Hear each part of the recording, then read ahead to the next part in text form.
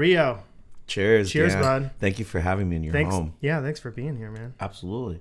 Yeah. My pleasure. You got this phenomenal view right here. It's pretty good. Yeah. I'll take I'll edit a little shot of that way so you can see what we're seeing. Yeah, that's pretty nice, man. Do you ever go up into those mountains, or have you been yet? Yeah, all the time. Really? Yeah. Oh, that's fantastic. Yeah, that's Griffith Park.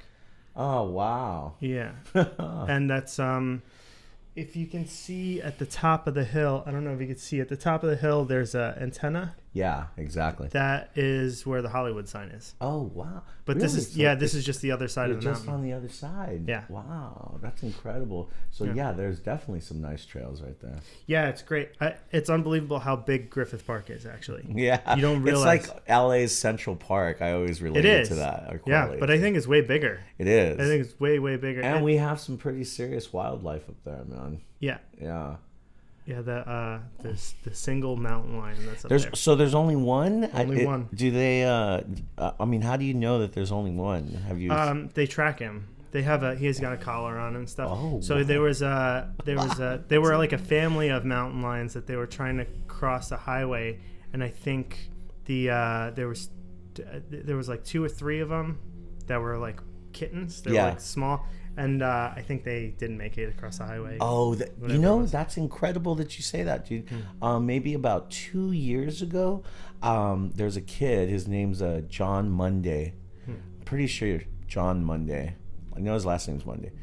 I'm 99.9% sure John Monday. But this kid went to a church, the church that my wife goes to, up in Malibu, and he was doing a small little like documentary on highways that were being built in Europe to help wildlife. Everything from like, deer to like crabs, that have to cross the highway to migrate to the ocean.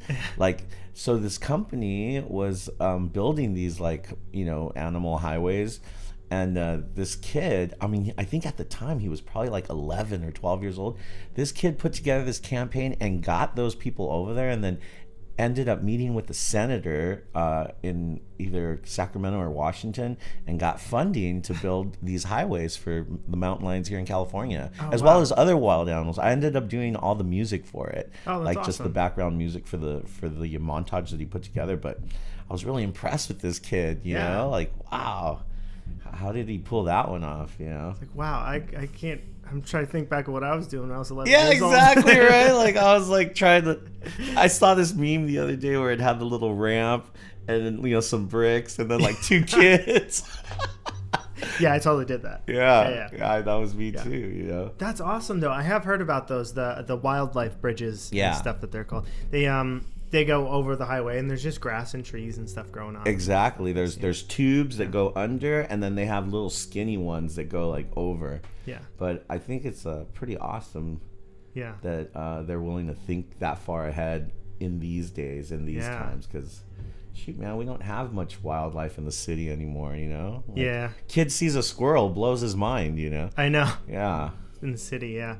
There are some tunnels from here to Griffith Park. They're small. I think it's for people who live here. So say like my neighbors and stuff have horses. Yeah. And then they want to ride their horse from here basically into Griffith Park without having to go across a highway. Oh, so they have equestrian trails right there? Yeah. The equestrian center is actually just down the street. Oh, that's right. But even the equestrian trails go, there's actually a walking bridge that goes, it's like a big, like swinging bridge. Yeah. Big wooden, like, but it moves. It's like on ropes and stuff. Oh wow, yeah. And so they can actually ride their horses across that.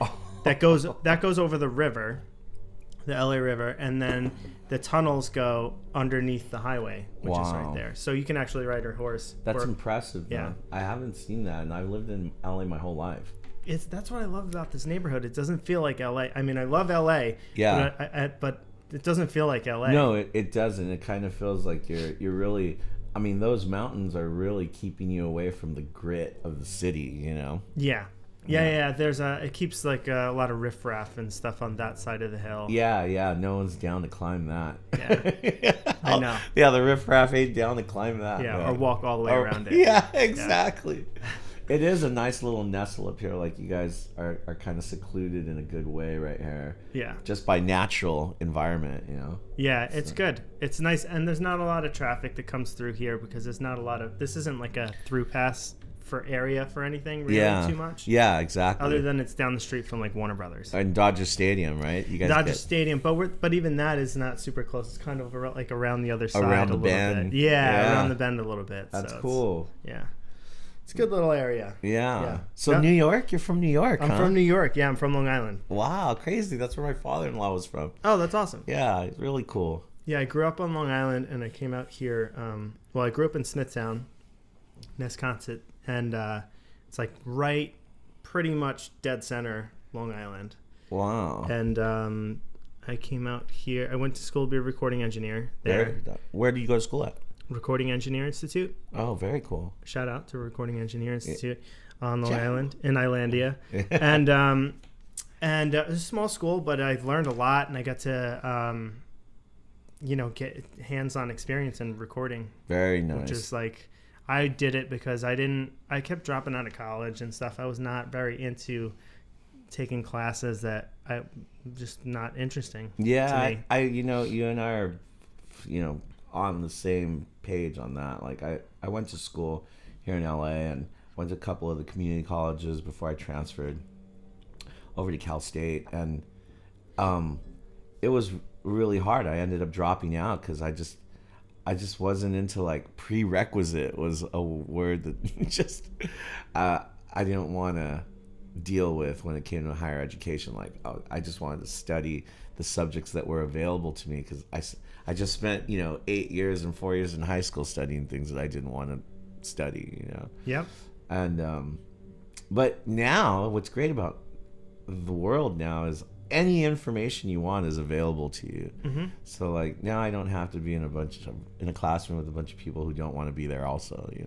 Yeah, you can actually. Yeah, I love the fact that anything you're interested in, you can just look it up online, find videos on how to do things. Yeah. And just research whatever it is that anything you want to learn. Like anything you want. The other day, a friend of mine, I owned 2 recording studios for quite a while. And there was so many things. Like I would get brand new software, boom, go online, find 7 or 8 tutorials on how to figure it out. Like everything's there. There's nothing you can't figure out now. Like anything you want to build a tank, you could probably find a tutorial on the things needed to build a tank. Probably 20 of them. Exactly. Yeah. It's a pretty amazing time that we're living in when it comes to like information and like. Yeah, I agree. You think about those people that got busted in that college scandal, at USC and the Ivy League schools where their parents were paying hundreds of thousands or millions of dollars to get their kids in. Yeah. And then you got some kid like, in the less affluent side of town who has to like fucking struggle and actually get good grades just to get a chance, not to get in, just to get a chance, Mm-hmm. And then he still has to put up with the competition of all the other kids who are less affluent and have to struggle as well. It's just so crazy, It's just nice to know that if somebody is smart and they want to do something, everything is available for them to figure it out. All you need is access to right. If somebody from a poor neighborhood and not such a good area and not a good family or anything, and like people that aren't sportive or whatever, if they want to learn stuff, all they got to do is use their. If you have access to Wi-Fi, just Wi-Fi, man. Yeah, then you have access. Go to Santa Monica. It's free in the city. Yeah. And then they can research anything they want. That's the thing, though. It's all about what you can go down long, deep rabbit holes that are just interesting. Yeah. But they might not necessarily help you. You're absolutely right. Yeah, it has its pros and cons, man. Like the other day I got on this page about like reptilians in our government, I was like, oh God, how did I end up here, But it's interesting to see people's thoughts on the matter or whatever. Absolutely. Like it had like in the hundreds of thousands of hits, like obviously I wasn't the only one that was interested in reading or seeing any kind of information about it. But I just remember thinking like, oh my God, this is just like what am I doing here? You know, let's get back to the recording software. Yeah, the internet is good for sometimes when you're too, like, I can get too much, like when I'm working too much all day, like I'm just in the studio, like today it's a beautiful day outside, but I'm in the studio all day recording stuff. If I spend too much time, especially if I'm working on a song or something, if I'm spending too much time and I'm too into it and I maybe too focused on it. Yeah. Maybe I had too much coffee or something. Yeah, exactly. I'm too focused you get in it. the zone. Yeah, it is good to step out of that by just watching something goofy sometimes. Absolutely. Like, yeah, it's good to, like, it's like a little mental vacation. It's like a break. decompression, man. Yeah. You need that. Yeah, I think that's good in some sense. That's probably why I like sci-fi. Oh, yeah. Heck yeah, man. Yeah. I love sci-fi as well. It's great. Your mind definitely needs a little vacation every now and then, or else, you know, you end up like one of these artists who cut their ear off, man. Yeah, a little bit too. If you take it too seriously, it would probably be easy to get carried away. Oh man, I'm sure it's you could see it. Like, I mean, you write songs and you play music. Like, you could see, like, once you have that little touch of what it is that you're really, really doing, then it's quite easy to go crazy, to go mad. You know, I mean, you're accessing a huge amount of what we would call like universal information, and then you're channeling it into, like, you know, a piece of work. And, you know, I mean, it's like playing God. You know, you can move things around, you can really start playing with. That's what I try to explain to people that are starting to play music, is like, right now you're just going through the language, you know, you're learning the language, but once you grasp it and you can start like playing with it and making something out of it, you don't even think about the language anymore. Now you're just expressing yourself, you know. And that's where things get really crazy, and I could really see how people lose it. You know? Totally. And it's really interesting too. That's a really interesting way of looking at it, because I feel that way too. And when now once you learn the language, again, like you're saying, you don't think about the language as much. And then also, if you don't think about the language as much, like, you don't even think about what you're doing. You're not even thinking about your actions. You're it's like not thinking. Trusting intuition. And you're feeling, you're trusting your emotional state. You know? Which that's where like the frenzy comes in, right? And like that's where it gets then you get very expressive in your art or music or whatever it may be. Definitely. Yeah. I mean, I try to always surround myself with people who are creative in any sense of the word, but like, I love writers, and I love, you know, painters, and, you know, anyone who, even visual artists as well. Yeah. I mean, we all touch that, you know. It's pretty crazy. It's kind of like, you know, a group of people who understand. You know? Yeah, they speak the language in different dialects. Because it's very abstract, you know. It's nothing that you can just put your finger on. It's you know, have you ever heard of it? There's this thing that my friend Johnny turned me on to one time. It was called like the Akashic, Akashic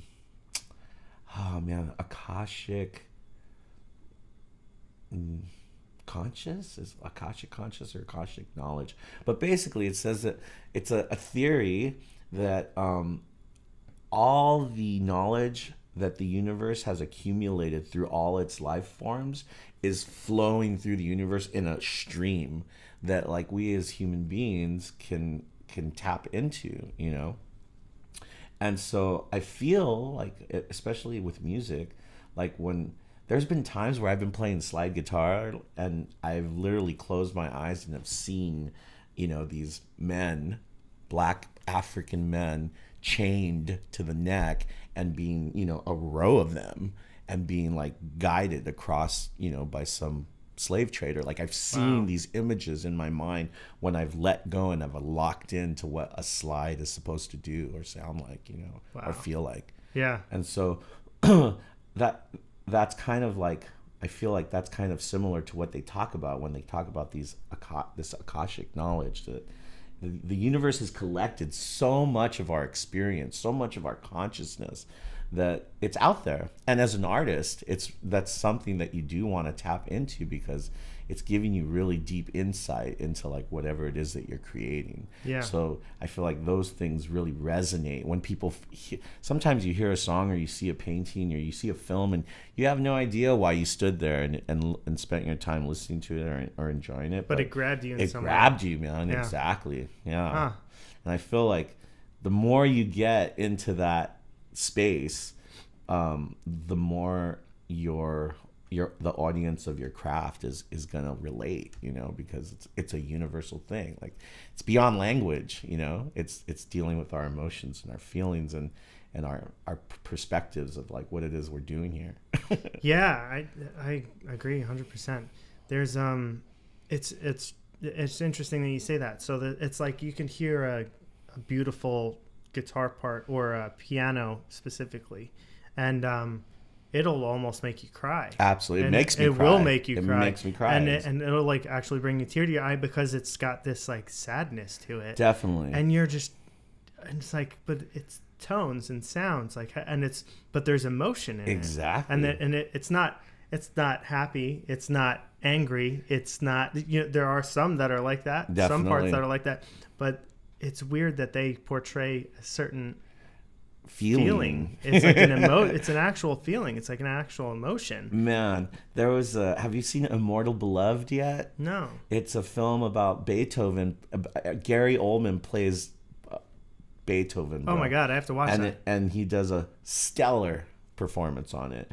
But there's this scene where this guy who's trying to find Beethoven, are looking for him, because at first he thinks he wants to study with him, I think, but later on he just wants to be his assistant. He wants to be a part of his life. And so when he's looking for him, he goes to this place where some of Beethoven's music is being played, and they said that Beethoven was going to be there. So he shows up and they're playing some of his music, and he's trying to see like, if he can spot Beethoven.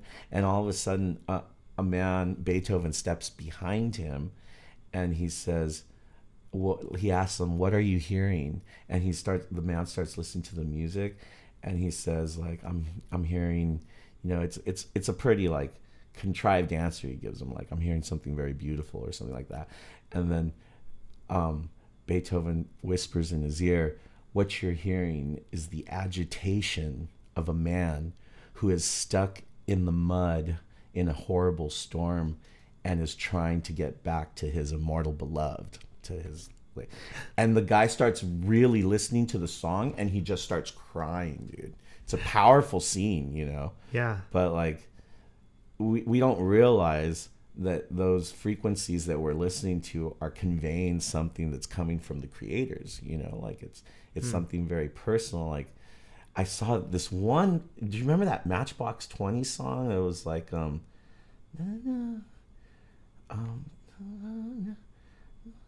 she says that happiness is a mat that lays on the door with exactly. Yeah. So I always thought that song was pretty poppy and kind of like trippy, and then I saw the lead singer, I can't remember his name, but he performed it on piano, and before he performed it, he told a story about what the song was about, and basically the song's about his mom who's dying of cancer. And then he played it on the piano with so much emotion, dude. There was not a dry eye in the whole amphitheater. I it was imagine. Powerful. So like, we never really know as the audience or the listener or the viewer, what's going on. But the reason it grabs us is because where it's coming from. Yeah.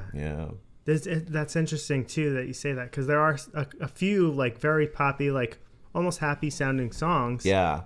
And you listen back to them, and what was the other one? There was a Third Eye Blind song or something that was Semi-Charmed Kind of Life. Oh yeah. Yeah. And that was about like meth or something. Oh, that was about being like addicted to meth or something, I think, or some drug. I totally. And it was like, what? And you it's would like, never correlate that with that song. There's one little clip in the song where he kind of breezes through. He's like says it very quickly or something. Uh-huh. And normally that's the part that would like blur out or That's or beep out or whatever. Something new. Yeah, Get me through this. So- Wow. yeah, and it's like, Crazy. and it was about being addicted to like some kind of drug. See, and that's it's like, cool. I really love that. I appreciate that. Yeah, and it's like the song takes on a whole new meaning. I always, I heard a line.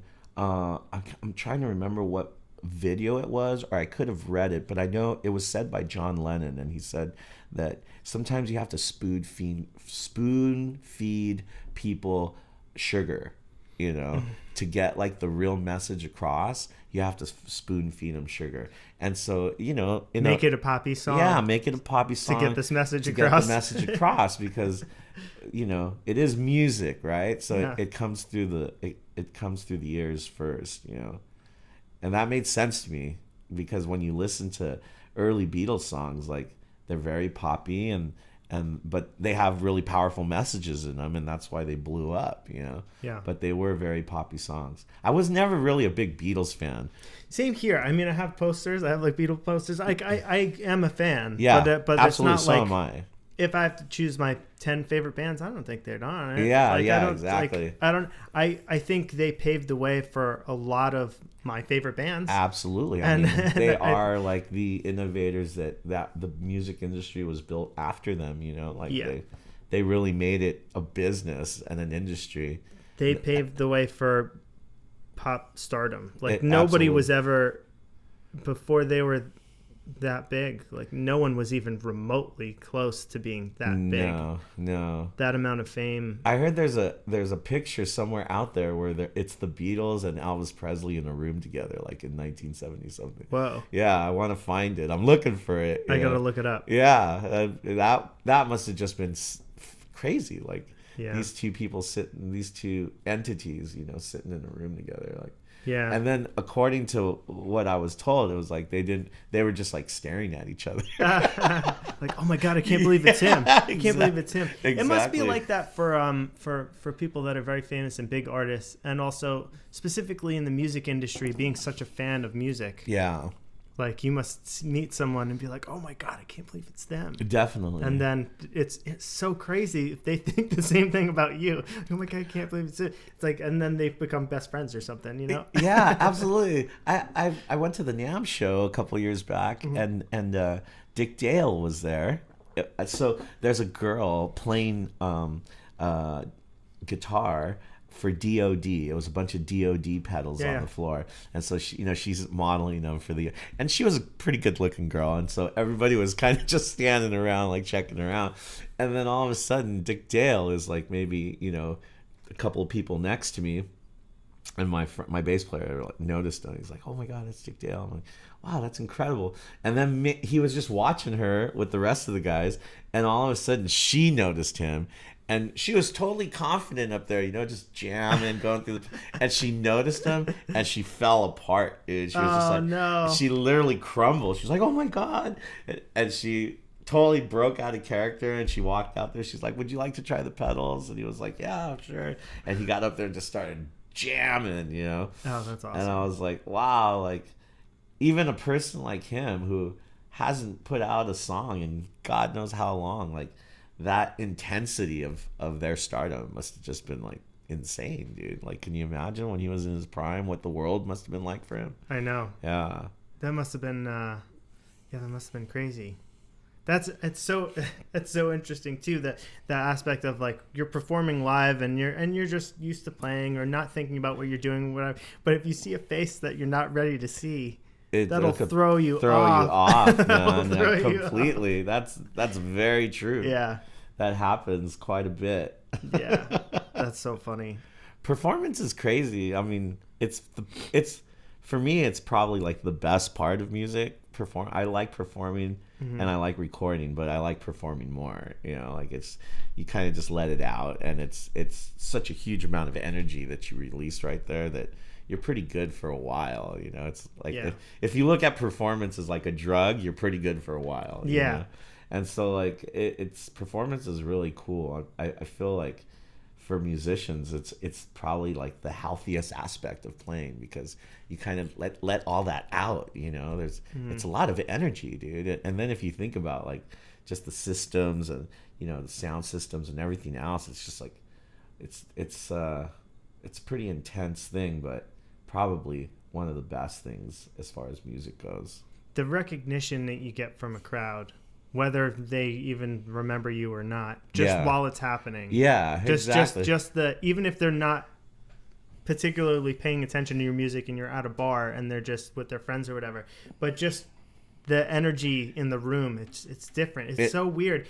I remember Janis Joplin like put it best, I think, in an interview or something, and she was saying that specifically her music is like very, very crowd oriented. Absolutely. Because there was lots of like real soft lulls in the crowd in the music, and she would really interact with the audience. Yeah. And it's a very much like her performance and everything she did as a musician. And I feel like a lot of people did it more during that era. They were much more like really feeding off the crowd. Absolutely. Like it was a much more, and she would say that it's like the energy is like a feedback loop. You give them a certain energy and they give it back to you. Exactly. And it's an exchange of energy that's happening. And that I've never heard it better described than that, because when you perform live, you could be super well prepared and you can get up there and stiff and not even pay attention to the crowd and just play. And there's that, and there's still some kind of energy exchange that you can't explain. Yeah. But when you're on stage and comfortable with, even if you make a mistake, but if you're very comfortable with the fact that it's okay, then you can really have this interaction with the crowd that is very different. It's true. You're absolutely right. You can, when the crowd is feeding you, you can kind of like get on top of that and ride it and feed them back without like. There's times when you only have like, I always heard like Pete Townsend said, if you can affect a small bar, if you can make a small bar like blow up, you have everything it takes to get on a big stage and play to 50,000 people. Mm-hmm. He's like, there's not much difference there, but you still have to get that small bar going, and there's been times where like, I remember one time we played at this place in Downey. I don't know if it's still there. It's called the Fireside, but it was just like nothing but hardcore bikers, and I was like, I would be lying if I didn't say I was a little worried about the show, and I was like, how do we do this? And thank God we had practiced like a couple of classic rock tunes. I think we learned Love Ain't for Keeping by The Who, and we learned Fire by Hendrix. Mm-hmm. And so we opened up with one of those songs. I can't remember which, but I just remember the crowd was like happy. And from there, I was really able to interact with them and not have myself get in the way, Mm-hmm. And that is just from like their energy. Like their energy was positive, and so I kept it positive with them. Like, thank you guys for being here, letting us in your living space. Let's have a good time. And it was cool, man. But I could see, like, I mean, you and I have both probably witnessed shows where like the artists don't interact good, and then next thing you know, they're burning the town down. So it is a powerful thing that's going on right there. Yeah, it's really interesting because I have seen some very recently. I'm not gonna say who it was, but I saw some very good musicians perform live, but there was too much awkwardness with talking to the crowd. Yes, and that's where okay. It happens. Yeah, and that's okay. If you're awkward talking to the crowd, then don't have a lot of downtime between your songs. It's like just get right into the next. Exactly. Like pretty much just go straight into it. But when there's a lot of awkwardness or just the awkward silences or people, you could tell that they're not very comfortable talking to the crowd. Yeah. It drags out, and it's like almost painful. It is, as the audience member. Yeah, you can feel that, and it's like it's unbearable for you to like watch this person up there, kind of like not really having a good rapport with the crowd, and those things could be kind of crazy. I mean, I've seen shows where they start, such and such artist walks up there and they're pretty faded by the time they get up there, and they start mouthing off to the crowd, and next thing you know, like the people in the audience are throwing stuff at the stage, and that's like, I mean, Worst case. Yeah, that's not what entertainment is all about, you know? No. I mean, like, kind of want to, like, uplift people. If someone's going to pay for a show, like, at least, you know, if they need crap, they can get that in the real world. You know, you don't want to give them that at a show. Whole thing about just bringing all that together. There's this film that came out, and I want to go on record as saying, like, there is some aspects of it. As a filmmaker myself, I feel like there are some aspects of it that can be cheesy, but the overall story of the film was pretty good. It's called American Satan. Have you seen it? No. You gotta check this out, Dan. I will. Yeah, it's basically about a group of kids who come to LA and try to be the biggest rock band in the world. And somewhere along the line, they meet a guy who's homeless who turns out to be, you know, the Prince of Darkness. And so, like, he there's a lot of, like, little things that go on in there, but it's kind of it's a crazy film. And then what I really love about it is at the end they have, like, all these excerpts from people that we all love, like, you know, from Santana, from Angus Young, from Jimmy Page, all these quotes about how they felt they were, like, actually channeling something on stage. Yeah, it's a really good film. Like, I don't want to give you too much of it, but it's pretty interesting. There's a reason I brought that up, though, because of what we were talking about earlier. Channeling the channeling some kind of energy or something through your performance, or the feedback from the crowd, maybe, or yeah, there was something about the feedback from the crowd that was going on in that film. I got to check it out. It sounds really interesting. It's really good, man. It's pretty trippy. Just based on, like, rock and roll has a really interesting history, and it's still very young. Like, rock and roll is only, like, I don't know, maybe just north of 50 years old, you know? So when you compare it to other art forms like painting or sculpture, rock and roll is a very young art form. And the cool thing about rock and roll is that all other musical genres bend to rock and roll. So, like, if like, we had Metallica with a whole orchestra string section, you know, like we've had, you know, Bruce Springsteen with saxophones, with jazz saxophones. Like, all other art forms kind of bend to, like, rock and roll, you know. So it's a pretty interesting American phenomena that's happening, and that is still, you know, still a long way from, like, being over. Yeah, a lot of people say, "Oh, rock and roll is dead." Okay, well, pick your next genre of music then, but it's going to be related to it somehow. Absolutely, probably. Man. Like, it all, like, a lot of people don't realize that a lot of music that we have, popular music, R&B, hip hop, and rock and roll, all come from, you know, the blues, man. Like, it all comes from Robert Johnson and Son House and John Lee Hooker, and, you know, all these early guys who, like, basically had no clue what they were birthing, but just understood, like, their time, their environment. I mean, that sound, like that Delta blues sound, could only come from the Delta. It couldn't come from, like, Los Angeles or you know, Kansas. It can only come from down there, because if there's one thing that music shows us, is it's kind of, like, intimately connected to the environment. You know, like, the sounds are very, like, you know, you go to Brazil and you hear, like, Brazilian jazz or even, like, samba or mambo, and those are sounds that are from there. Like, just like, you know, Afro-Cuban music, you hear it in Cuba. Like, there's something about the land and the music that's created around it, you know? And I think the cultures there, like, are very, you know, everyone's a product of what they've been exposed to. So as things evolve, like the music evolving in different areas, like, it's evolving in that local community. So that whole area has got, like, a specific sound vibing off of itself, and it's, like, resonating and making bigger. A really clear example of what you just said is, like, the grunge sound that happened in Seattle. Like, all those bands, you know, you had Nirvana, you had Alice in Chains, Mudhoney, Screaming Trees, who else came out of the Pearl Jam? Yeah, exactly. Like,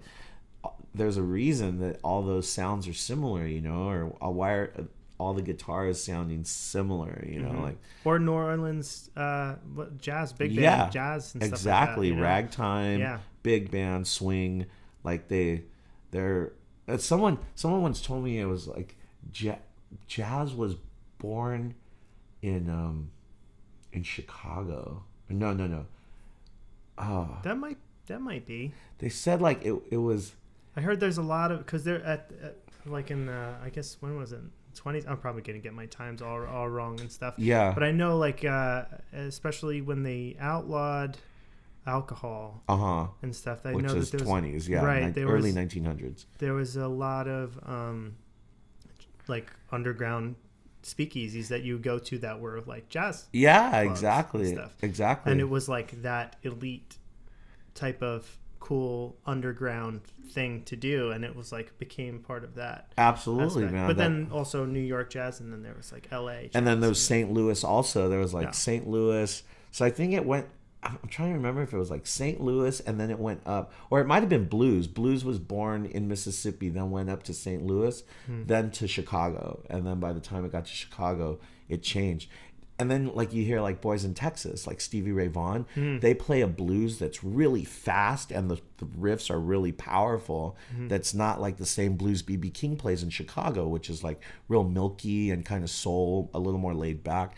So there's a lot to be said about the environment, man. It's kind of crazy. Yeah, yeah. It's a very it's really inspires people in that area to play a certain way, or whatever. Yeah, definitely.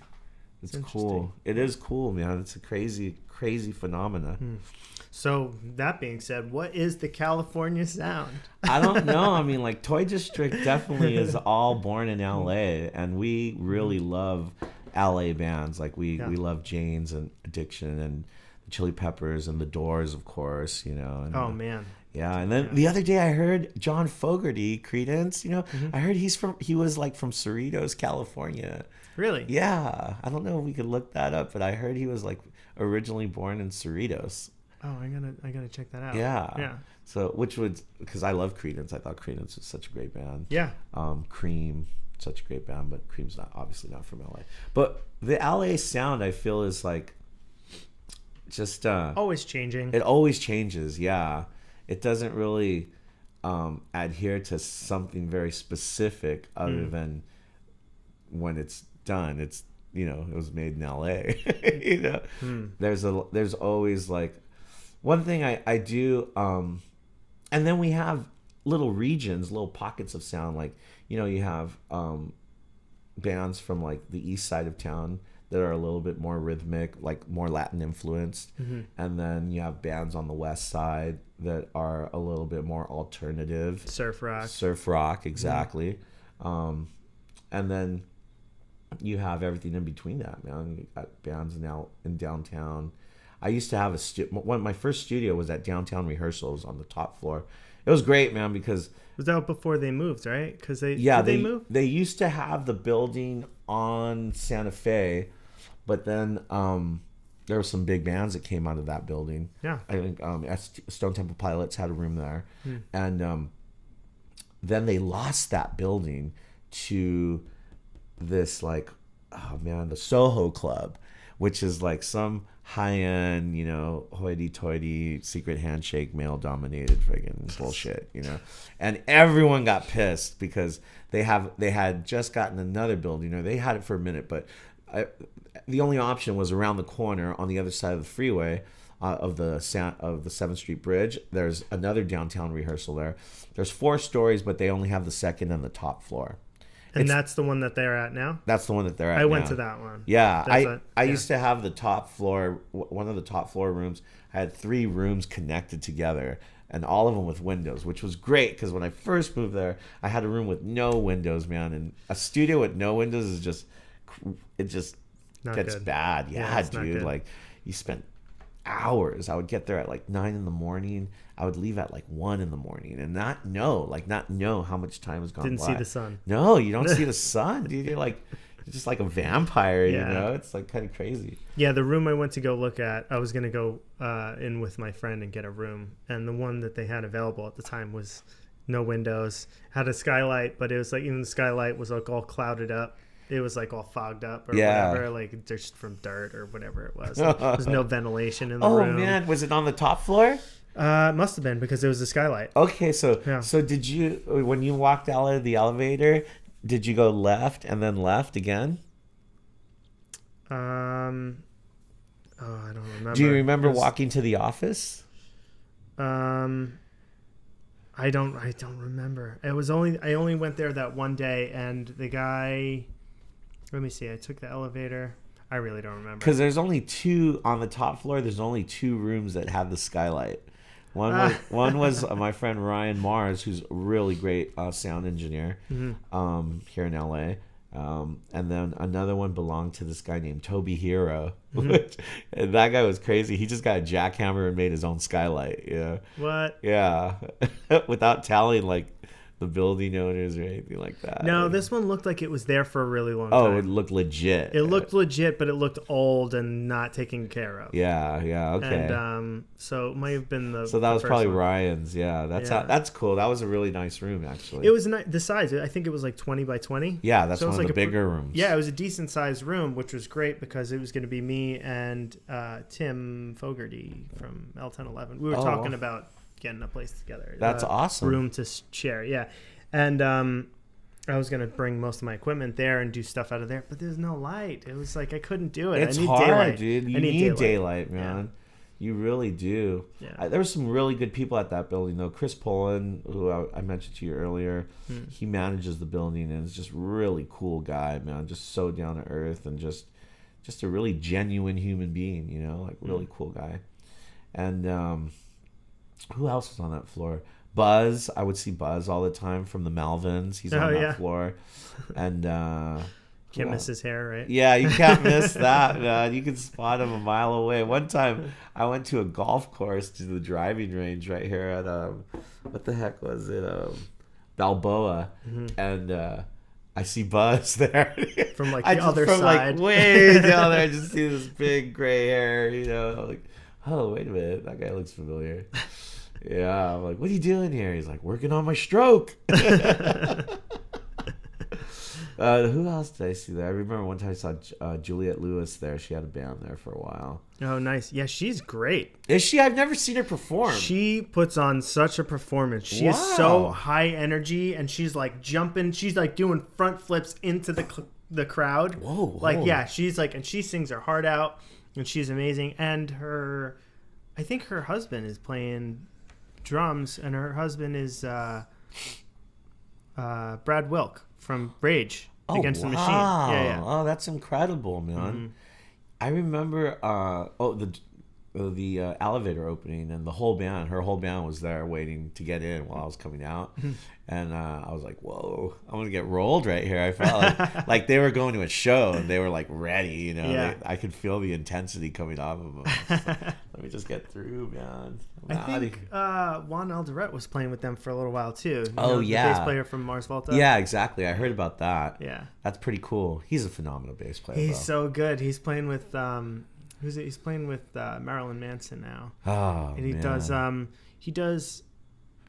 You watch Pedals and Effects? No, I haven't seen it yet. Oh, it's the best. There's hundreds of episodes. It's on YouTube. Okay. And it's just but they just do pedal reviews and demos and stuff. And it's just like so many of them. It's him and Nick Reinhardt from Terra Milos. Okay. And it's great because it's them, and they're both like SoCal guys, so they're just like they're kind of goofing around and having fun with it, but they're also very knowledgeable when it comes to effects. Yeah, so exactly. It's like really interesting. Oh, that sounds good. Pedals and Effects is the name of the show? Yeah, and I think he's got a website, pedalsandeffects.com. Super cool. That's yeah, super. I'll that's tag smart. it. Yeah. Yeah. The guy that you had the other day on your show, man, like I really want to get a hold of him and grab a couple of pedals from him. Eduardo, yeah, he's a great guy. I actually just talked to him yesterday. He's going to fix I have some speakers that need some fixing. Oh, really? Oh, that's right. You were saying he's pretty knowledgeable, huh? Yeah, he does all sorts of amp repairs and everything. I guess any kind of electronic, if you're having an issue with it, it's Just ask him about it. He may. He hasn't said he couldn't fix something so far yet. Anything that I've asked him, but it's been mostly speakers and amps and things related to music. Yeah. I have these M Audio speakers that I've had forever. I use them as monitors in here. And then also I kind of almost use them as amps. Like I have my drums coming out of one, and then I have my synthesizer coming out of a different one. I just like having all the instruments isolated out of separate speakers. Yes, exactly. So what happened was I think the drum kit was just pushing too much low end with the kick drum out of the little BX5 that I had. Yeah. So... and I think something happened to it because it sounds all distorted now, but it's not the speaker cone. He said it's very common that the tweeters blow out. No, it's not even the tweeter. It's just like even without sending any signal through it, you turn it on and it just sounds like the power just sounds weird when you turn it on. It like makes this pop sound. It's very strange. And he said, I'm gonna mess it up. But there's like I think they're capacitors that are inside of there that are blown. They go all the time, he said. So I'm gonna have him take a look at one of those. That's cool. Speakers. Yeah, I love that. Like when usually good things will have a capacitor that'll blow before it blows the amp, the power source. Yeah, that's pretty good. Yeah, because if you could just replace that little tiny part, if you have somebody who knows what they're doing, like Eduardo from ACR Electronics. Exactly. Yeah. I need Eduardo. Yeah. Speaking of speakeasies, we're playing at a speakeasy on the 13th of April. What day of the week is that? That's a Saturday, right here in North Hollywood. I'll see if I can take off. Yeah, dude, that'll be cool. Let me know. I'll definitely put you on the list. Speakeasy. What's the name of the speakeasy? Or you're not allowed to say? I'm not allowed to say it. Yeah. Really? I got booked through this girl named Genocide, and you can check her out on Facebook. That's usually where she handles most of her booking from. But yeah, like I'll show you the email. It's like I can't put out, like if you see the flyers for the show, it's just like come to a speakeasy, North Hollywood, and the date and what time we go on at 9. How are you supposed to get there? Then like the day of they're gonna release. Whoever wants to go, like on the top, I put like private party, secret location. DM me for an invite, and then when they DM me if they're gonna come, I put them on everyone has to go on a list. She's like, I don't care how much money they have, if they're not on the list they don't get in. And I was like, whoa, all right, that's awesome. Yeah, that is awesome. So then she made a little personal flyer, and she was like, here, send these to people, but not on public, it just has to be direct message. So she's keeping it totally underground, which I think is cool. And then last night I swung by the spot, and it's a sound stage that belongs to a recording studio called Suicide Kings. And then I know them. Yeah, and then they have a speakeasy right there. How do I know the Suicide Kings? They've been in LA for quite a bit, bro. Like when I was looking them up, I think they've been operating out of that recording studio for like 11 years now. So in the sense of a recording studio, that's a pretty long time. Yeah. Wow, that's so cool. That's such a good idea. I think so too, man. Yeah. And it attracts like a good little crowd, It makes it fun. It makes the event more not elite, but more secretive. Something to being a part of something that's like secret, that's just not open to the public. Exactly. Just makes you feel a little bit more special when you get there. Definitely. I agree, man. Like I think that's really a cool way of doing things, especially because it's a nice facility. Like when I checked it out, I was like, what else do you guys do here? She's like, we rent it out for private parties. And I was like, wow, it's nice. Yeah. And they have a nice gear on stage, a cool little intimate stage for the crowd, and it's cool, man. Like I thought that was good because like we were saying earlier, like in the 20s you had speakeasies, and that's kind of where like all the cool stuff went down, and really, really interesting people came out and felt like nice and safe in an area where they can do the things that they like to do, It doesn't have to be like regulated by the public, Yeah. And they're keeping it that way, and I think it's a good thing to do in a city where everything is freaking is accessible to anybody, and sometimes it's it could get out of control, like yeah. I feel like I don't know, I just feel like there's something really personal and intimate about coming to a gig like that, where Yeah, a private show. a private show. It's nice, man. It's a nice thing to do. It's a nice way to operate, especially in LA, man. Like, because LA is it's hard for bands in this town, you know. Like, oh my god, dude. Like, we would play a lot in San Diego. We would roll down there with like 20, 30 people, and everybody would get in free, and everybody would get like comp drinks, like everybody, and they were so happy to have us down there. Wow. And then, like, I grew up in LA, you know, this is like my town, and I would play a show out here, and I'd have to argue just for like a bottled water, you know, and like, you know, it's rough. So like something like that, where like, no, you know, they're not charging you to get in, you just have to be on the list. And once you're in an environment that's like pretty cool, and everything's like, everybody's treated well, you know, because it's not just like a mass public thing. It's nice. It's nice for the bands, and it's nice for the audience. Yeah. And I would imagine that even just being there in general is like, it seems like that would be a much friendlier crowd. Not to say that crowds aren't friendly pretty much all over LA. Like that, most places that I go, people are very friendly. But it seems like no one's going there just to get drunk. Exactly. You know, no one's going out there just to go out on a Friday night Exactly. and like, take some shots or whatever. It's like, no, you go there for a reason to Precisely. socialize or whatever. It's you know? kind of like going to a concert, you know, whereas like, you know, you're going there to see an act, you know. You're not going there just to drink beers and hope for a good night, you know.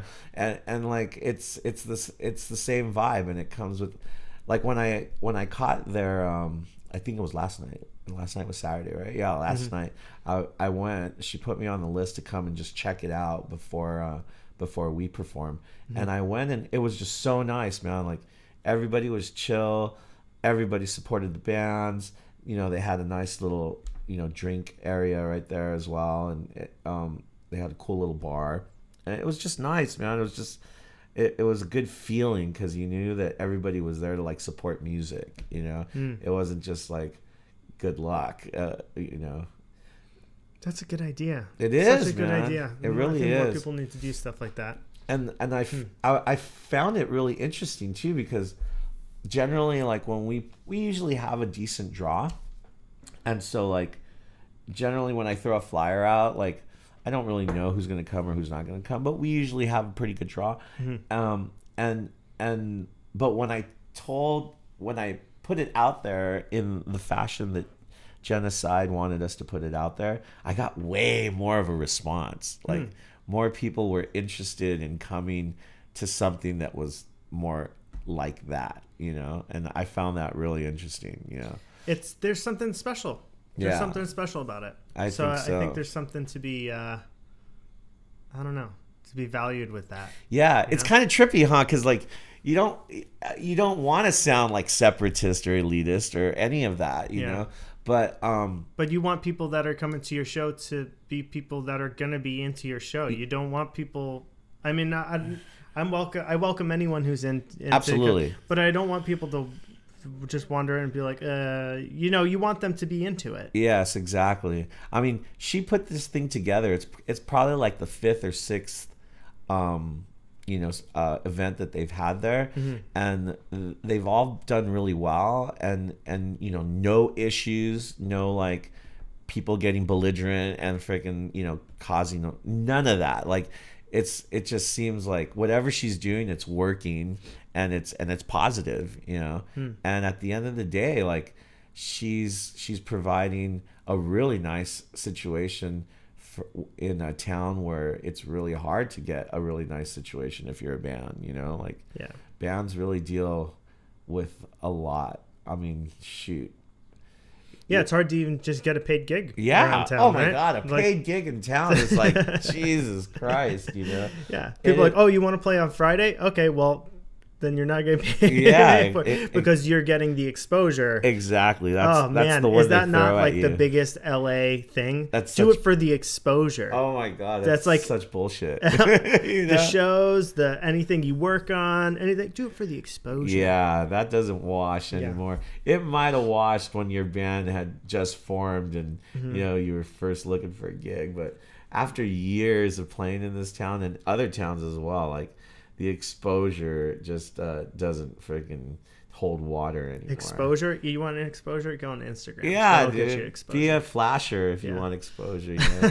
Get yourself a coat and run around Santa Monica. But like, I don't know, man. It's too crazy. Like the music business, or the lack thereof, I should say, is kind of, it stifles creativity. It stifles putting. You know, you and I know that there's acts out there that are really good and that can do amazing work, but you know, I mean, It'll never get played on the it'll radio. never get played on the radio, exactly, and that's a loss as a culture, and as you know, as a collective group of human beings trying to further whatever it is we're looking for. It's stifling, you know, when you have like just so much control over like what can be heard and what cannot. So I agree. And then if you do put it out anywhere where anybody can put out music, it just gets lost in the sea. Yes, Like if you just put it out on Spotify, yeah, good luck finding it. Good luck finding or it. stumbling upon it. Yeah, exactly. That's very true.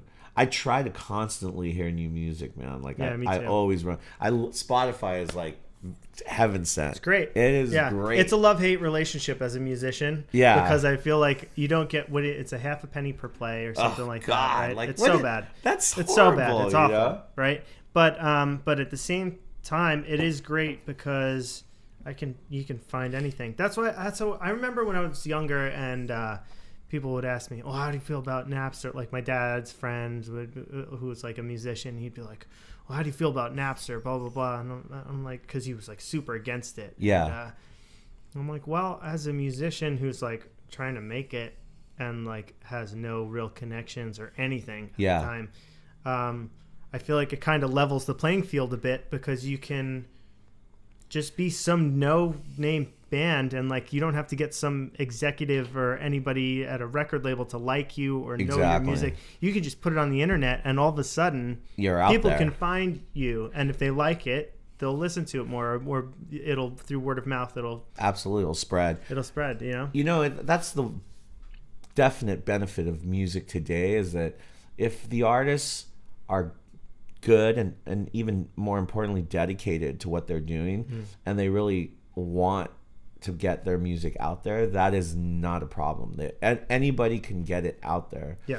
It's getting an audience to hear it, you know, that people have to focus on. That's the thing. Right now seems to be the focus for most bands who are trying to make a little momentum are trying to get on playlists. So Spotify playlists, because it's like a playlist made by a certain celebrity or musician or whoever it is. Yeah. They already have a following of That's however true. many thousands of people. So if they create a playlist with your song on it, all of a sudden you're exposed to That's very true. their whole fan base or whatever it is. Exactly. Yeah. We've been focusing on film. Like I just produced a film called Pink Opaque.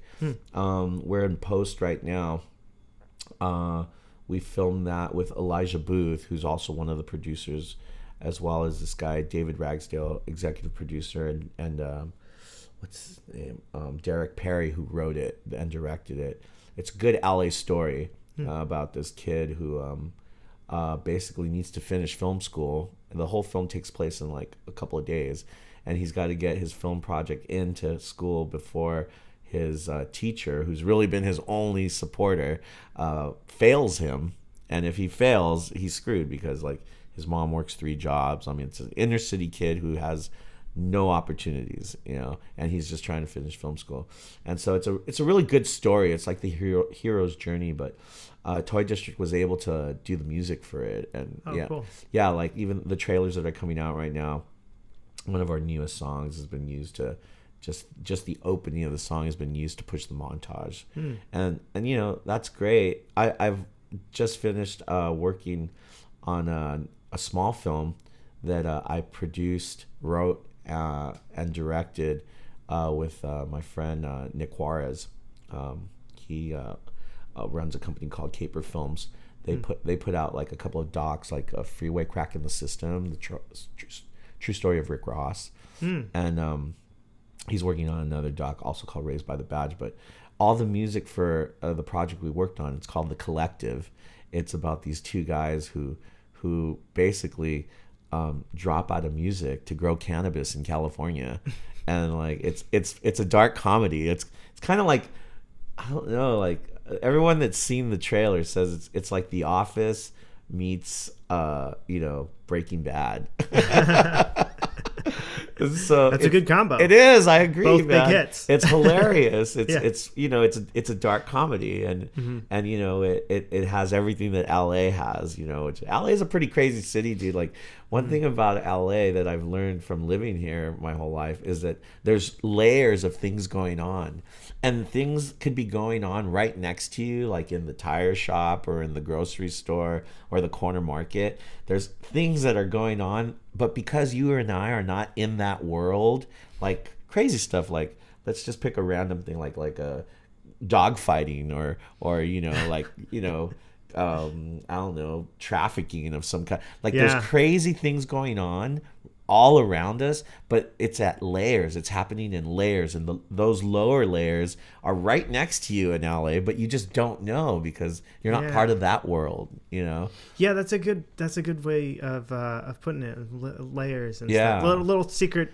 groups or just secret little interactions. Totally, that you don't know there's about. like little subcultures and societies that are going on in this town all the time. So like the collective kind of deals with that, because one thing about all those layers is, for some reason here in California, like, man, 80% of the population is ingesting cannabis in one way or another.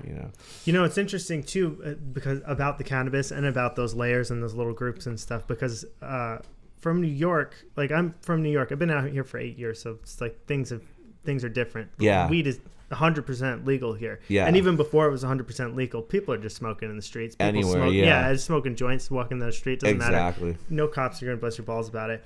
But in New York, where I was from, it's still pretty illegal. It's much more loose now, I would imagine, than it was. But when I was like, in high school and just out of high school and stuff, when we were smoking weed, it's like a secret operation. Yes, dude. Like, you do not want to get caught by the cops. I remember that. You do not want to get caught by anyone. So it's like a secret operation. Absolutely. When you're smoking weed and you're like always looking over your shoulder, always looking around. You're absolutely right. But when you find out, if you find out that somebody else smokes weed, whether you're out at dinner I don't know, the waiter or waitress or something, like, and you just joke about something and like, make a joke about 420, and then it's like, you make eye contact, you're like, you're in that group, you're in that secret little group or whatever. Exactly. Of course, everybody smokes weed anyway, but but in New York, you're absolutely right. It is like when something is going to go down like that, it's like super concealed. I remember a friend of mine, I went to New York in my 20s to go to a film festival that a friend of mine had entered, and we went out there, and his friend Davon met us in Brooklyn, and came down to the cab, and I'm like, hey, you guys want to burn one right here before we head out over there? He's like, yeah, but we burn it in the cab. And I was like, in the cab? He's like, in the cab, dude. You don't do that out in the streets here. I was like, really? And he was like, yeah, in the cab. So he pulls out a blunt and he lights it in the cab. And then the driver is like, no, sir, no, not. And he goes, no smoke, no tip, partner. And the guy goes, okay, that's fine, sir. Wow. Yeah. Wow. That's a ballsy move to light a blunt in a cab. Super ballsy. I was like, oh my God, man, this is going to be my first and last trip to New York, man. I'll get thrown in jail here. Yeah, I remember even just going in like Central Park or something, like you think like even, I don't know. I was living in Brooklyn before I moved out here. So probably like 9 years ago when I was living in Brooklyn, I even just being in Central Park, like you'd smell it here and there, somebody smoking a joint, but people are like, really cupping the joint and like really hiding when they're blowing out the smoke. It's like still really secretive. Absolutely. That was 9 years ago, but it was still very like not out in the open, even in a park. Even in like in the park. Absolutely. Even deep in the park. Like But see, one thing about New York that I noticed that we don't do much here in LA is the law enforcement in New York actually walks around, and then you got horse patrol as well. Yeah.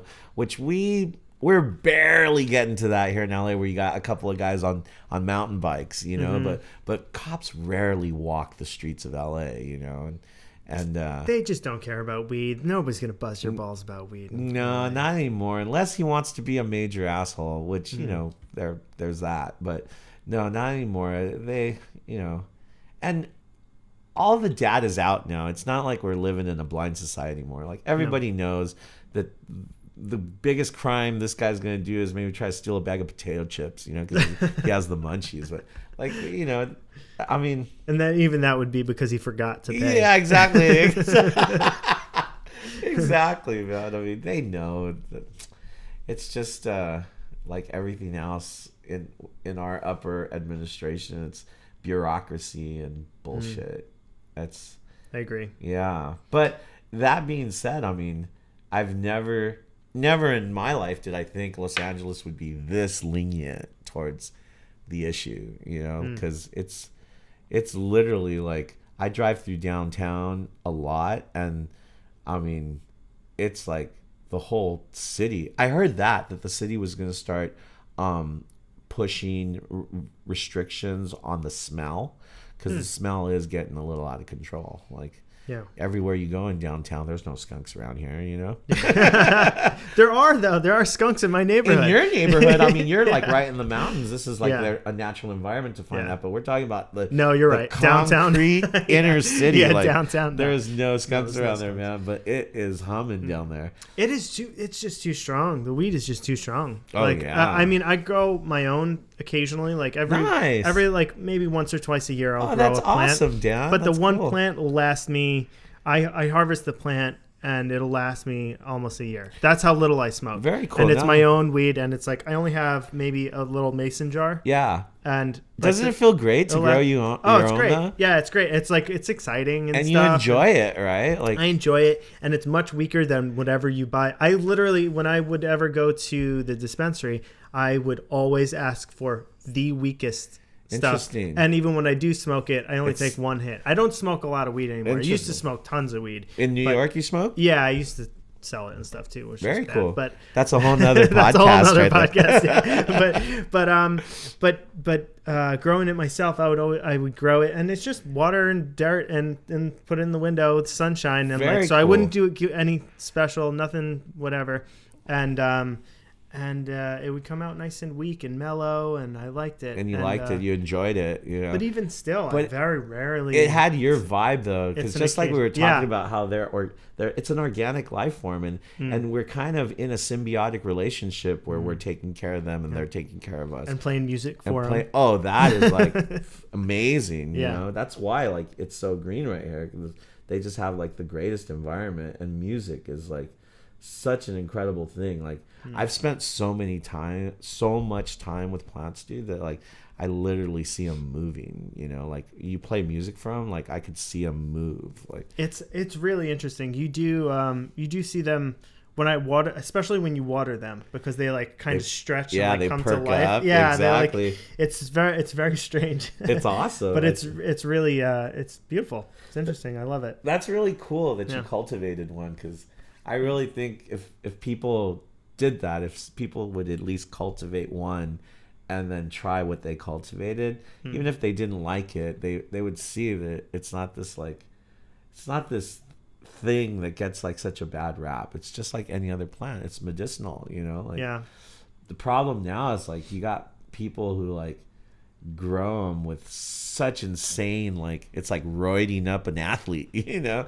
They're just so too powerful. It's too powerful. Well, because people are smoking it at such quantities, and they're smoking the concentrate of it. yeah, So it's and their everybody's a tolerance weed, are a going. weed snob now. Like Oh my that God. person who used to only be able to get like indica or sativa. Yeah. That's what it used to be. Is this indica or sativa? Yeah, And now it's like, what level crazy is this? yeah, what hybrid is this? Is this? It's not even the concentrated wax. I don't even want to hit that. Yeah, Like, it's not even. dude. It's got to be like super super high. And then the edibles. That's a whole. Yeah, different that's world. where I draw the line. I do man. not touch the edibles anymore. Me neither, There used bro. to be the occasional little chocolate. I would have like just the tiny chocolate, but even that would always, because I either wouldn't feel it enough or I would be in a coma. Wow. It would be like one or the other, and there's no in between. This is like something I cultivated. Oh, that smells nice. Yeah, man, it came out I wish really you could good. smell it through the microphone. I but know. Let's just say it's very piney and skunky. And I like your little Play-Doh container. Yeah, my kids get mad because I always steal these from them. I'm like, Daddy needs it. Yeah. My dad used to have these little black film containers. Oh, the lids. They looked almost exactly like this. I know what you're talking about. The lids. They used to call those lids. Yeah, like, yeah. It was you a would black buy a film lid, container. one of those full. Yeah. Yeah. That was the business, man. Yeah. Yeah, it's crazy. I'm tripping out. I did like, I don't know. I'm like, I really get into things. Like if I do something, I really get into it, you know, and I start researching and I start looking for information and all that stuff. Sure. And so when I decided to, you know, cultivate a plant, I started like looking at like the history of cannabis and hemp. Man, dude, like basically right around the point of the Industrial Revolution, up until the Industrial Revolution, the majority of our medical knowledge was homeopathic, including cannabis. Cannabis was just one of a plethora of herbs that doctors and nurses used, and midwives and all these people used to help people during certain situations, certain medical situations. But then the Industrial Revolution happened, and the Vanderbilts and the Carnegies and the Morrises and the Rothschilds, they built our institutions, they built our universities, and at some point they decided Western medicine is going to be the standard, and we're going to start, you know, teaching Western medicine, and we're going to start, you know, incorporating with pharmaceutical company, and we're going to start this. We're going to like drop this homeopathic stuff, and we're going to start pushing this. And then they even went so far as to like try to like you know, make homeopathic medicine look bad. You know, the propaganda that they did was pretty bad. Like snake juice. Have you ever heard of that? You know, like in the Old West, it was like snake juice and tonics and all that. So they made it look like almost like witchcraft. Totally, they made it look like ignorance. You know. Yeah. And so meanwhile, they're like, yeah, but let us prescribe you this cocaine. Exactly. First, take the, you know, at that time it was probably take the $4,000 course, you know, to finish and get your doctorate degree in the late early 1900s. Take the course, and then you're going to start prescribing these things that are new to the American experience, but eventually this will be the institution. And so like people don't know that stuff, you know. I didn't know it until I read it, and a lot of people just like take Western medicine as like God science, you know, and they must be right, and of course they are, but man is taking care of itself for thousands of years before Western medicine came in the 1900s. Yeah. Well, it has done things for us too, though. We're living a lot longer now. Definitely we are. But you know what? That's kind of crazy. When I was a kid, my parents forced me to go to Christian and Catholic church. Like my dad was a Catholic and my mom was a Christian, so I had to go to both of those fuckers, dude. And it was fucking a lot. It was more religion than any kid should have. And then it totally affected me, because when I was 16, they told me, okay, choose. And I was like, I get to pick which one I go to? They're like, you get to pick whichever one you want to go to. I'm like, I choose neither. And my dad was cool about that, because by then I was already like in high school. And then I started studying like other religions, like Eastern philosophy and you know, Indian, you know, from India philosophy, and so I got different perspectives about what it all is, or what they're all looking for, or what we're all trying to explain. I came to the realization that science, art, and technology are all trying to explain the same thing with different languages. Yeah. They're all basically trying to describe something that's indescribable. I agree. Yeah. Because everyone's just trying to understand the universe. Absolutely. In some way. Like, what is life? What is this all? What does this all mean? Here? What is exactly? What does this all mean? How did it even happen? Like, science is trying to explain how we got here. Exactly.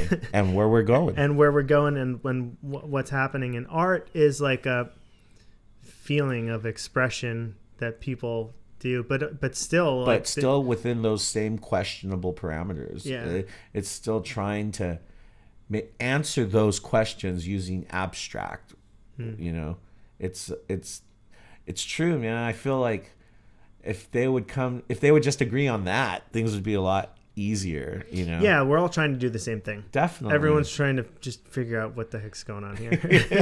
And everyone's full of shit when they say they know what's going on. Yeah, man. Like, I mean, come on, dude. Give me a break. Like, at least I'm all about experience and wisdom, you know? I love hanging out with people 20, 30 years older than me. Yeah. You know, but I feel like only a fool would try to tell me that they know exactly what's going on in this bitch. Yeah, anyone that says they know what's going on with absolute certainty is full of shit. Yeah. Because even science has shown that when you think something is a certain way for a certain period of time, like that, you will find that once we learn more, like, oh, we thought it was this way because of this. Precisely. That's because of these parameters, but also we found out that this is true, overlaying that in some way. Absolutely. Like, you know. Like the quark. Do you know the quark? Oh my God. Yeah. Like I'm reading a book on string theory right now. What's it called? The Elegant Universe. Oh, nice. Brian Greene. I haven't read that book, but I have heard of it. I read a book called The Tao of Physics by Fritjof Capra. And since I studied, when I went to college, I studied world religions. And then at that time, that book had just gotten published, but I read it a few years later. And it was pretty relative. Like, he's trying to explain why the quark never gives you the same result when you observe it.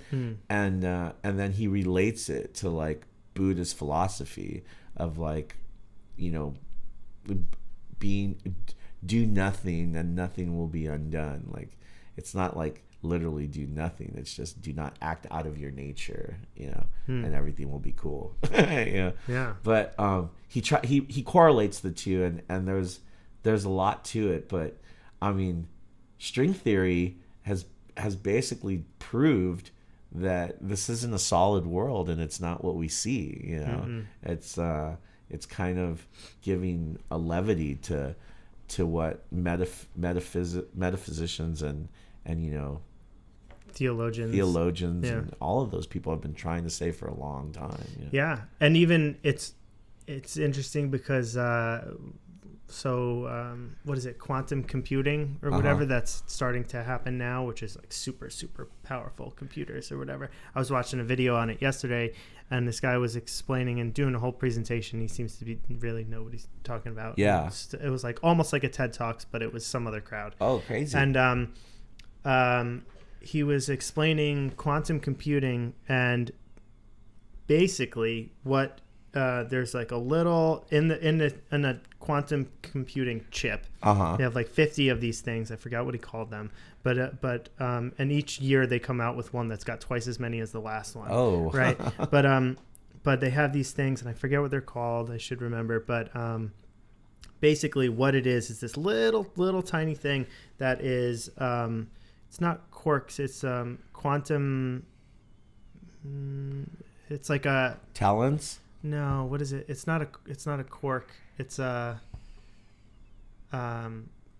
where there's quantum entanglement. It's something that is in two states at one time, or whatever it is. Oh, right? A mirror?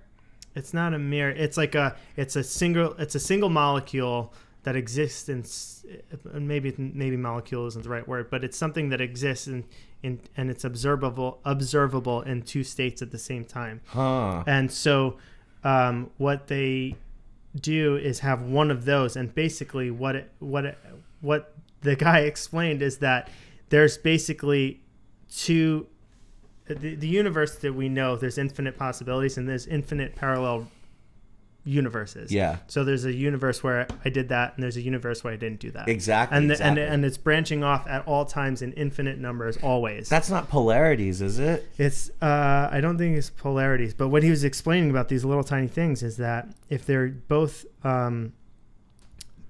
are happen, basically one is in one universe and one is in another universe, and they overlap, and through that somehow they can quantify that and gain information from parallel universes. Yes, I'm following you. And hopefully get information from it, but they use it for somehow they harness that and use it for computing power or algorithms or something. That's incredible. I don't understand it, but they have like 50 of them on this chip, right?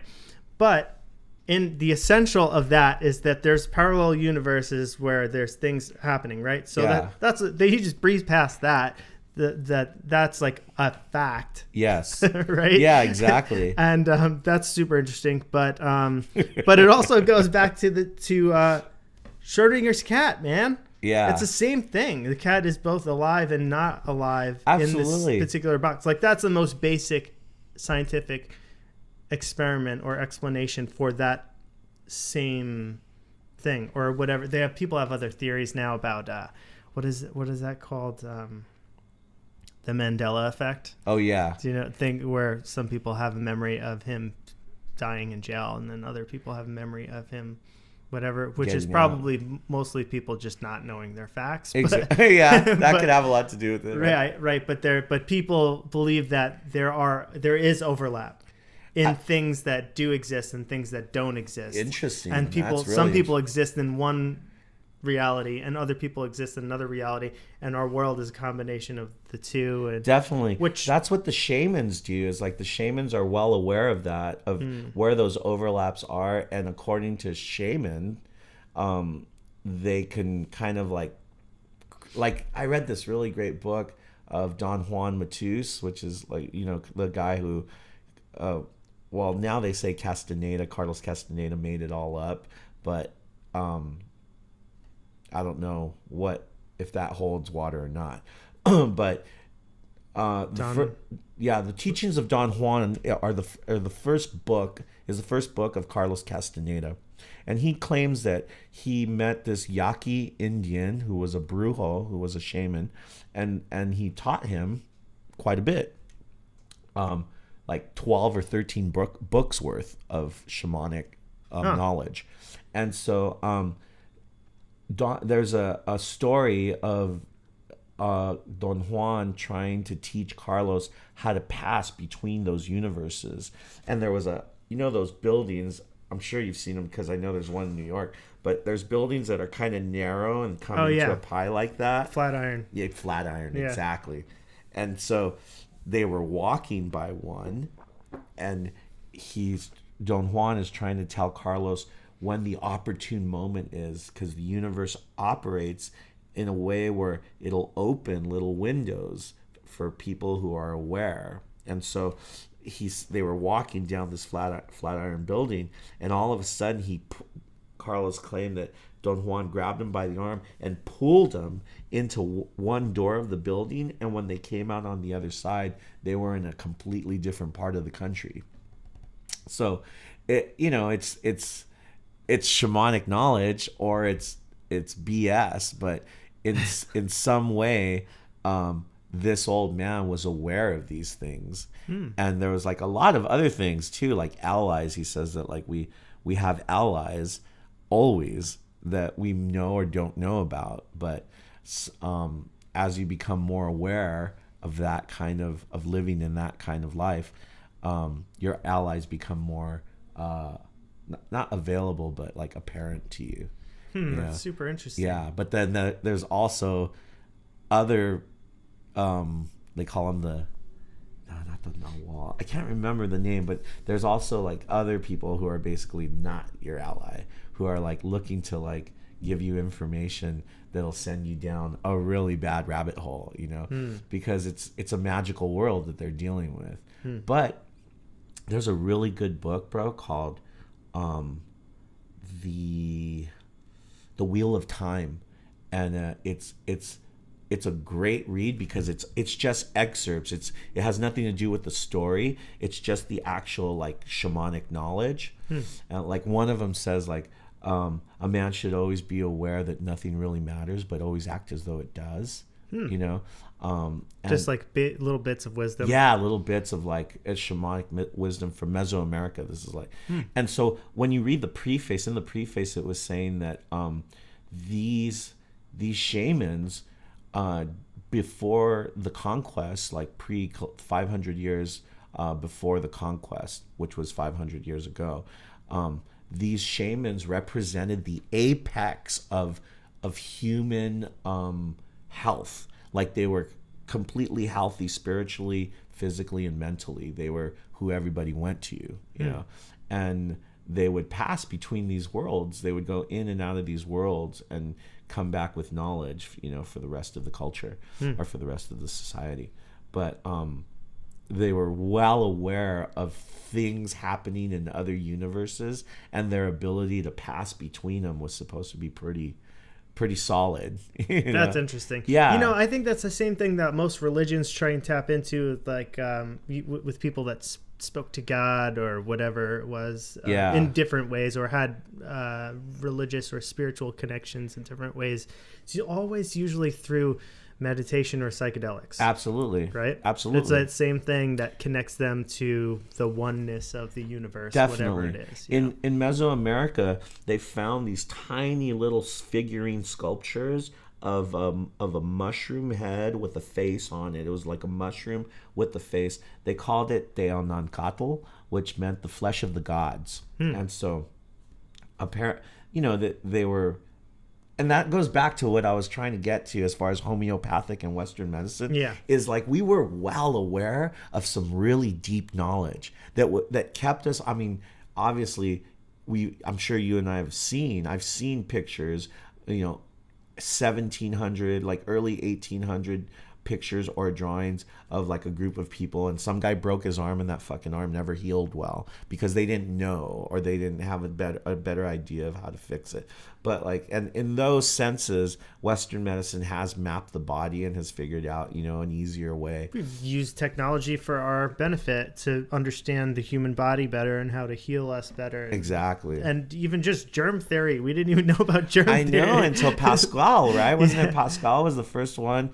He was a French scientist in like the early 1700s who first even just gave the notion that there was these little things out there called germs that could make us sick, and people thought he was crazy, dude. Yeah, he was just like thrown to the side. Man. But yeah, I do agree Pasteur. Maybe Louis, that's what it was. I think that's his name, Louis Pasteur.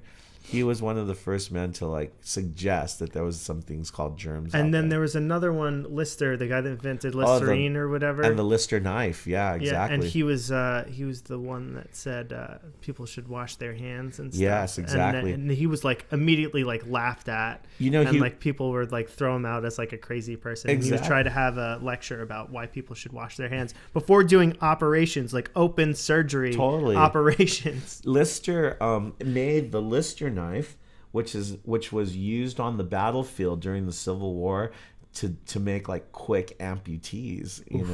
Like he would literally remove people's arms and legs like on a heavy scale, dude. Like I think he was known for doing the quickest operations with the knife. Yeah, the quickest what are they called? Amputations. Yeah. Oof.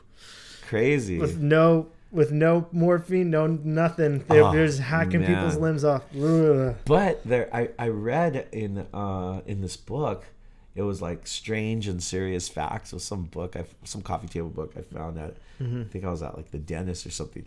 But there was a skull from like 900 BC, so it was the pre-classic era of Mesoamerica, 950 BC, and it said that it was a human skull where plates on the skull. So there was a hole in the skull, but there was plates around the hole that were forming.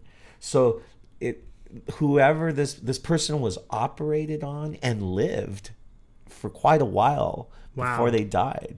And so this is not 900 years before the birth of Christ. They were experimenting with like cerebral surgery, Holy crap. That's really interesting. Yeah, man. I'd like to see that. It's pretty crazy. You can look it up. Everything now, like everything you and I read, like you can look. Yeah, I now like before I would like go look for a book or something, but now I like just brain surgeries of the pre-classic era, and boom, it comes up right away. Holy crap, that's really interesting. Yeah, it's pretty crazy, dude. So there's a lot to be said, about how we take care of ourselves and the human body. Like for some reason in Western medicine, it seems that the trend now is like most people end up dying from the cure. Side effects, or or just intense, like for cancer, like now we know that if you just take up a more acidic body, I think it is, if you have higher pH levels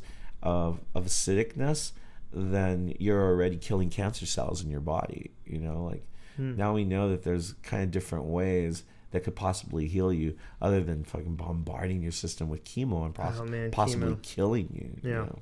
You know? Yeah, it's bad stuff. It's crazy. Yeah. My mom, when she passed away, she was taking like, I think it was like 19 or 20 pills a day, like for freaking blood pressure, for diabetes, for freaking for arthritis, like a plethora of things that she had going on with her.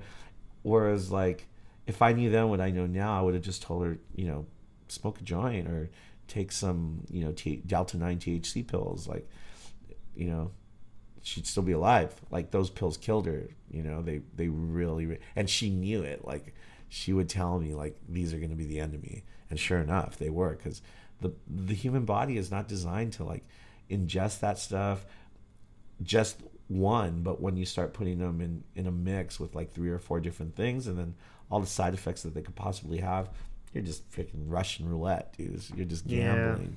Yeah. They said when they look back at this era, at the 2000s, at this decade, or this you know, these decades, they'll look back at this time as like the pharmaceutical age, you know. It makes a lot of sense. I mean, they're just throwing pharmaceuticals at anyone who will take them.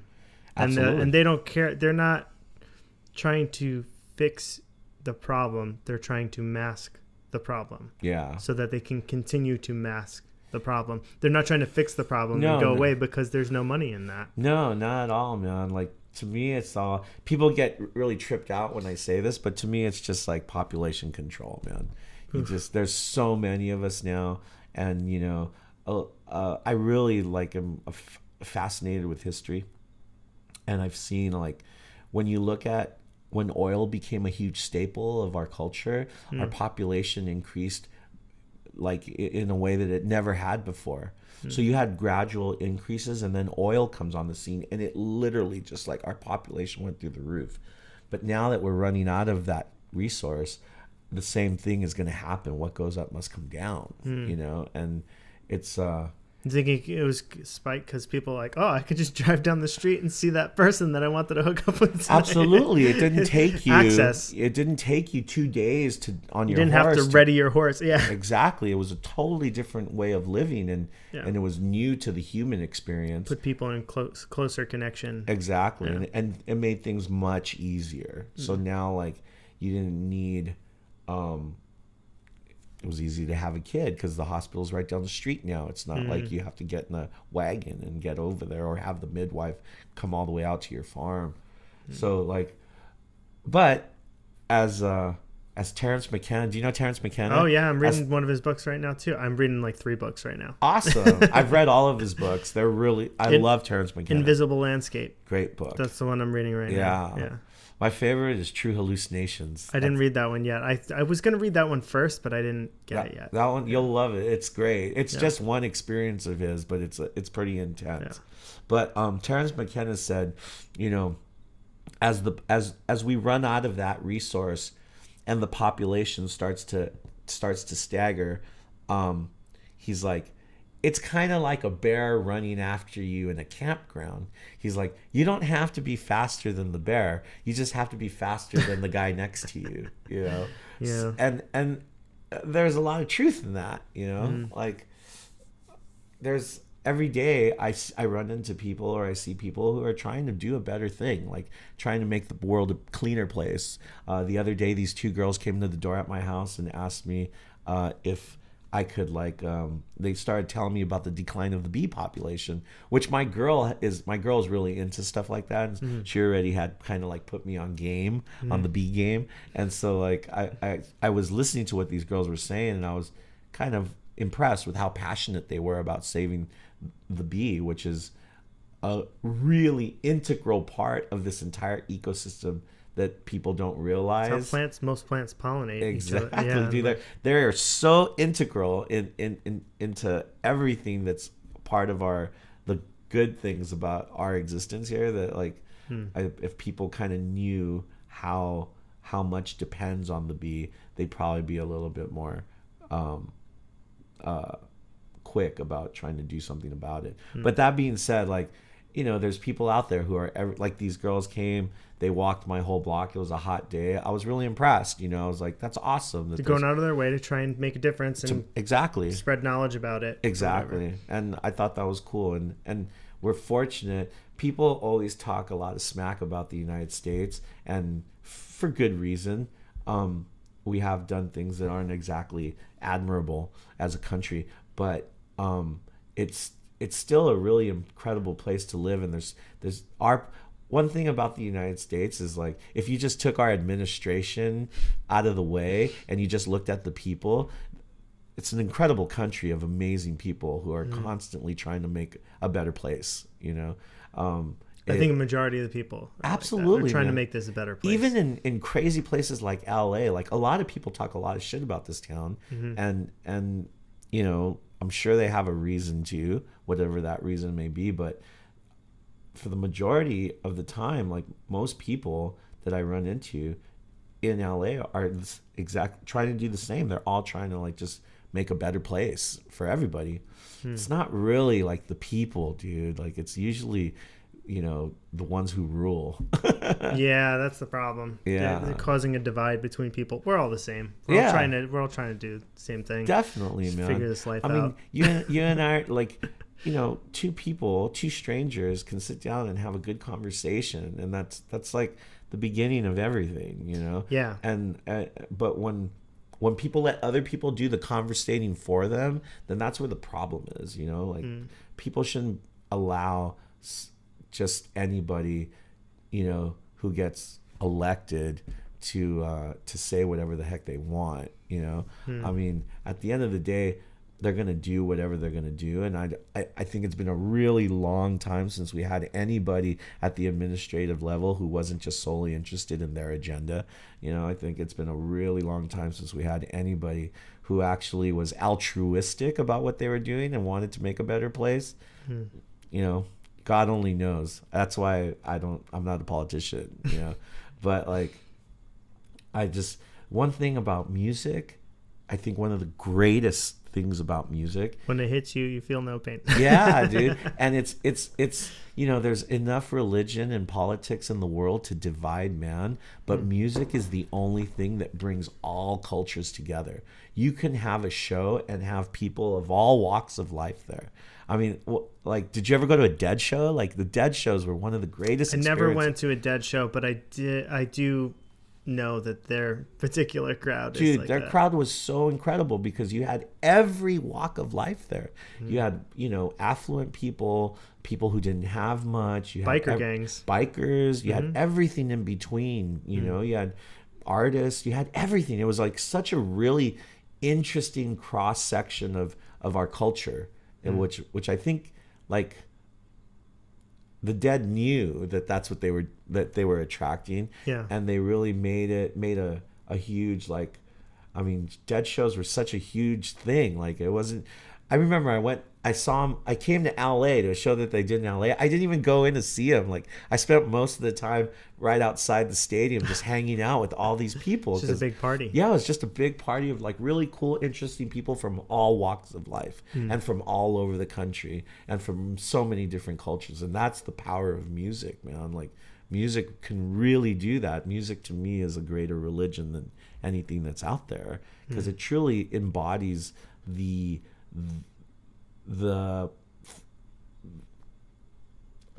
thoughts or whatever the dogma is that religions are trying to push across. It truly brings man together, and you rarely see people getting upset other than a hardcore or punk show. You rarely see people getting upset at shows where music is involved because the music is kind of doing something else. It's universally bringing people together. Absolutely, man. In a really powerful way. I feel like big musical artists wield a lot of power, and have the ability to really make change. Like, I don't know if you remember Woodstock when they redid Woodstock and 99. Pearl Jam played. Yeah, I think it was 99. I think you're right. I think it was 99. But I remember Eddie Vedder started yelling at the crowd because he saw from the stage that like some girls were getting like harassed by some guys. And he like fucking just started like ripping into those people. And like the audience went crazy because he said something like, yeah, we're this isn't what we want to do. This isn't what we want our generation to be known as, you know? Yeah. And like the crowd went crazy. It was a great thing that he said because he you know, showed people that man doesn't have to be that. Man shouldn't be that way, you know? Yeah. Like I never thought I'd watch Game of Thrones, dude, and then I fucking got hooked and I watched all 7 seasons. It took like when I'm not at work, I'm like up till 4 or 5 in the morning watching Game of Thrones. I got to rewatch them all now. Dude, I freaking but my point is that if we look at these medieval or ancient times and they have to be drawing, you know, the writers are drawing from something from the time period. Mm-hmm. Man was very cruel, brutal. Yeah, that's one thing that show really illuminated me on was man was very brutal, not just to like strangers but everyone. To their own family. Yeah. Like, it was nothing for a father to kill a son to kill a father, a mother to kill a husband, you know, a husband to butcher a mom and marry her sister. Like, it was just crazy, dude. Like there was you know, that existed for sure. That existed. Yeah. You know, and for thousands of years. Thousands of years. For thousands of years. Exactly. Yeah. And so I feel like as much complaining as we might do today about the state of man's affairs, we're forgetting, you know, that things were and could still be extremely brutal. You know, we have come to a point where, I don't know, I think it's like how we said when we started, it's a really amazing time to be alive. Like, so far, it's the best time to be alive. I In agree. the course of history, Yeah. so far, this is definitely the best time to be alive. Right? It's awesome, right? Like, and we're experiencing it, you know. Well, I hate to wrap this up, but no worries. I could man. do this for hours, man. I feel you, man. It was Rio, really, this has been great, man. thanks for having me, dude. Yeah. Anytime. It was a pleasure. What's the how do people reach you? What's your Instagram? They or could whatever? check us out at Toy District Music on Instagram. It's a toy_district_music on Instagram, and then Rio Cerra at Facebook. How do you spell it? RIOCERRA At Facebook. at Facebook. And then you guys got SoundCloud and stuff too? Yeah, we got Toy District is on SoundCloud as well. We got the first album up there. Also YouTube, check out Toy District Music on YouTube. We just put out 2 music videos and we're working on 2 more right now. And so it should be good, man. I want to freaking Awesome. play a show for you somewhere. Yeah, I got to I'm going to try and come to your secret show. That would be Yeah. so much fun, dude. Yeah, that'd be cool. You're definitely, I'll put you on the list anyway. Awesome. I'll be there. Thank Rio, you for thank you so everything, much. brother. Thank you Yeah. so much. Have a great day, my man. Bye, everybody. Later, you guys.